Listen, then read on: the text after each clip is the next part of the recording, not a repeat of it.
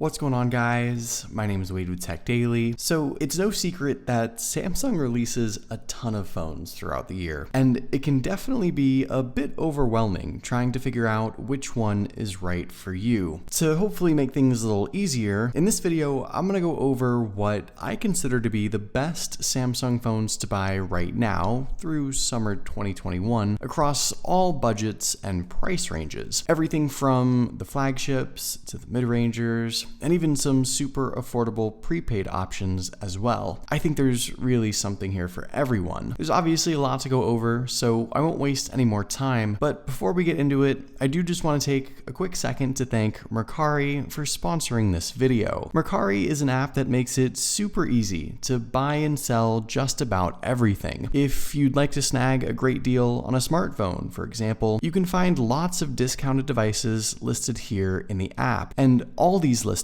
are from everyday people. There's no overpriced retailers or big box stores here. Whatever you're looking for, smartphones, shoes, clothes, furniture, it's probably for sale on the Mercari app. And when it's time to upgrade your own phone, or maybe you just want to get rid of some extra stuff you no longer need, it's very simple to list and sell your own items and earn some extra cash too. Just snap a picture of whatever it is you're selling, fill in the listing title, a few additional sentences about the item for the description, set the item category, the brand, the model number, and then choose a price. Mercari will even let you know before you list how much your item is going for to help you get the most money for it. You can sell your stuff locally or even ship it across the country to eager buyers in every single state. And with buyer and seller protection in place and a rating system for each transaction, you can rest assured knowing that the people you're working with are trusted users. Mercari has dozens of product categories to choose from, with tens of thousands of listings currently up. And in fact, I've got a few of my own smartphones listed for sale on Mercari right now as well, if you happen to be interested in one of the devices I mentioned in this video. So check out the link down below in the video description to the Mercari app and to the devices I currently have for sale. You might be able to get a really good deal on something. And thanks so much again to Mercari for sponsoring this video. So to kick things off, let's begin with what I consider to be the best new Samsung device from this year so far, the A22 5G. Overall, I think this is the best device Samsung has in their 2021 lineup, simply because it's the perfect balance of value and affordability without having to sacrifice really any features at all. And the list of all the great stuff this phone offers is almost endless. Right off the bat, the A52 5G offers a big 6.5-inch display that's a Super AMOLED panel. It's bold, it's bright, it's an awesome viewing experience, but it also goes a step further since it's a 120 Hz high refresh rate screen. This is a flagship caliper feature that makes the phone feel super fast, ultra responsive, and it's probably one of the biggest selling points of the device in general. On top of that, the A52 5G packs dual stereo speakers now for a great out loud listening experience. It's got a headphone jack, micro SD card slot, it's IP67 water and dust resistant. While most other devices ditch half that stuff, the A52 5G sacrifices almost nothing, making it a really well-rounded device. And inside, this phone packs plenty powerful specs to tackle just about everything you could throw at it. You get the new Snapdragon 750G 5G chipset, 6 or 8 gigs of RAM, and a pretty beefy 4500 mAh battery inside. Altogether, this phone is perfect for average everyday use, obviously. Conservative users could get 2 days of battery life for sure, but power users, gamers, and everyone else in between can get a lot of use out of this phone as well. And it's a solid long-term investment as well, both given the internal hardware and capabilities and the fact that Samsung has pledged multiple years of additional software updates and support. Buying the A52 5G now means you've got yourself a phone that'll last 3, 4, maybe even 5 years down the line. Probably best of all though, like I said at the start, this is a value device. priced around $500. You're getting a brand new 2021 phone, essentially with 90% of the specs and features of a flagship device at 30 or 40% off by comparison. All in all, I think you can see why I still consider the A52 5G to be the best new phone from Samsung this year so far. It offers just about everything you could want in a smartphone without breaking the bank. Now, if you'd rather have something a bit more powerful, closer to a flagship spec, but still don't want to pay a ton of money, and you're also okay getting something maybe not as current, the best all-around bang for your buck Samsung smartphone you can buy right now is still the S10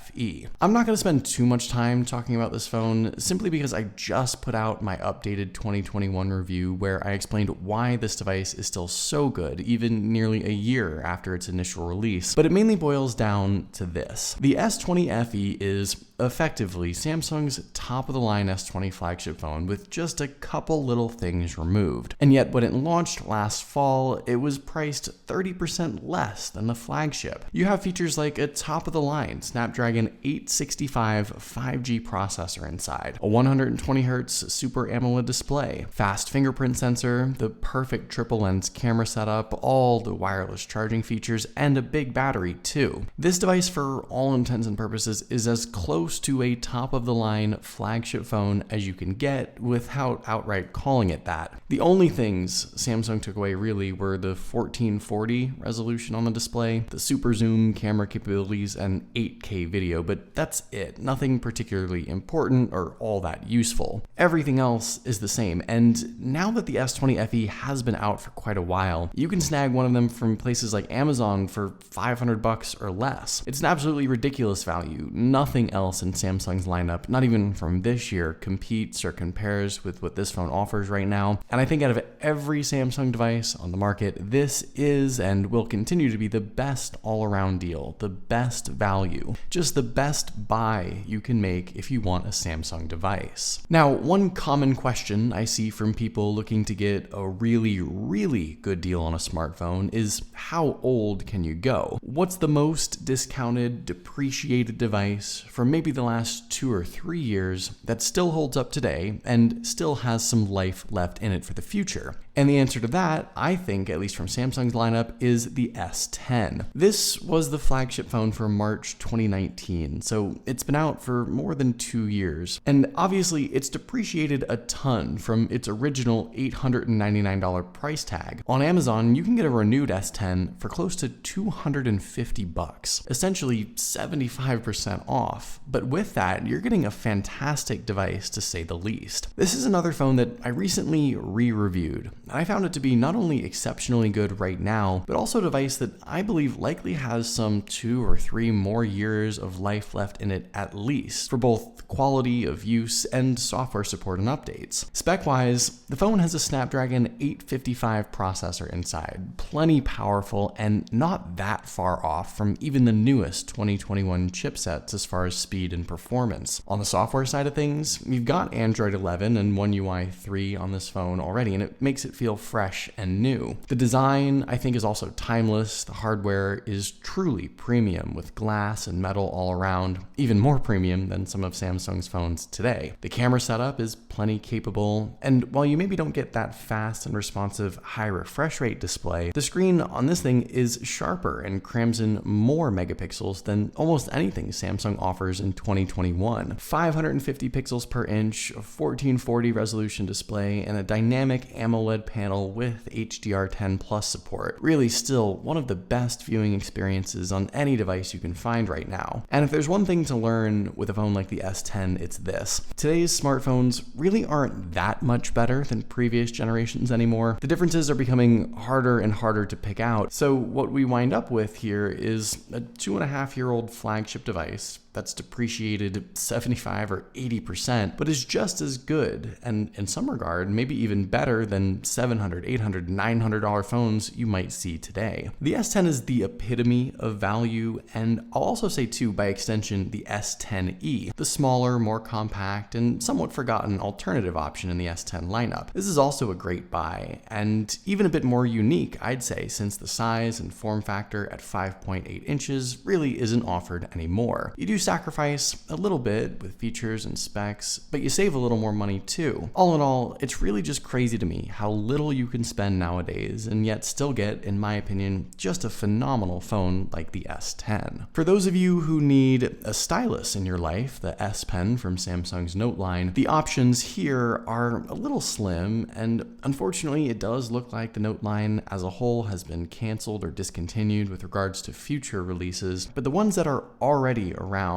remain good options, and the best one, I think, is still the Note 10 Lite. Now, don't let the name fool you. There's not much that's light about this phone. It's very much comparable to the full-fledged top-tier standard Note 10 that originally retailed for a ton of money. This device just has a few minor compromises that I think most people wouldn't even notice or care for. The important bit is the fact that nothing with the S Pen has been taken away. Feature-wise, with the software, you get 100% of Samsung's unique apps and add-ons, but you're paying a whole lot less for it. And the rest of the phone, I think, still holds up to 2021 standards. You get a powerful Exynos processor inside, Android 11 and One UI 3.1 software updates to keep the phone fresh, a great 1080 resolution AMOLED display, plenty capable triple lens camera setup around back. It's pretty much all here, and yet this phone now sells for well under $500. The Note 10 Lite is yet another example of a device that offers some 95% of the features, specs, capabilities, and add-ons of its higher-end namesake, yet can be bought at a huge discount. So I know most of the phones I've talked about so far have been close to $500 devices pretty much, but Samsung has a great selection of budget smartphones as well, and I think there are three in particular that are unique in their own right, and also sort of fit the different price ranges and budgets that could appeal to just about everyone. The best new budget device from Samsung this year has been the A21s. This is about a $130 device, and there's no doubt that you'll notice some compromises. But what this phone does offer, I think, is still plenty for the money. To start off, the large 6.5-inch display offers a great viewing experience for content consumption, browsing the web, checking social media, and while the Snapdragon 450 processor inside and 2 to 4 gigs of RAM doesn't really sound like a lot, I actually have found the overall user experience with this phone to not just be pleasant, but relatively solid. I think this is a phone for people who need a simple device for the basic stuff, but I've even loaded up my favorite games on this thing, and it's been able to handle just about everything, which is really cool. Best of all, with a pretty large 5,000 milliamp battery inside, this phone can last some 2 days or more on a single charge with ease. And if you're not so big on using the phone anyway, you seriously might only need to charge it twice a week, if that. The biggest compromises on a device like this, aside from a bit on the performance side, is gonna be the cameras. But even still, Samsung's lowest end phones, like this A02s, are miles ahead of the lowest end phones of years past. So this is one of those don't knock until you try it sort of things. The A02s is a good device if it fits your daily needs and usage. The other sort of budget phone I'd still recommend, and that actually has remained wildly popular over the last year, is the A21, and I think by extension the A21s as well. The regular A21 is actually one of the most commonly purchased devices from prepaid carriers here in the US. You can get this phone for $150 or less, and again, while you'll experience some compromises for sure, I think for average usage this phone still offers plenty. It's got a big screen, decent enough specs inside, a quad lens camera setup, physical fingerprint sensor around back. There's a lot to like for sure, but if you want to take things maybe one step further, for closer to $200, the A21s offers a whole bunch of improvements from top to bottom, with a better processor, more capable cameras, a little nicer design. The only thing that's really a factor here is availability. The A21 is more of a US-based prepaid phone, like I said. The A21s is more of an unlocked international device, but either way you go and wherever you are in the world, these two A21s are great budget options, even having been out for more than a year now. And there's plenty of reasons why they remain some of the most popular and commonly bought Samsung phones still right now. Lastly, let's say you just need a phone, any phone, the cheapest, simplest device that maybe is also sort of small and compact, compact that you want mainly for phone calls, text messages, YouTube videos even, and social media, well, for that, I'd recommend the A10e. Now, this is nearly a 2-year-old device,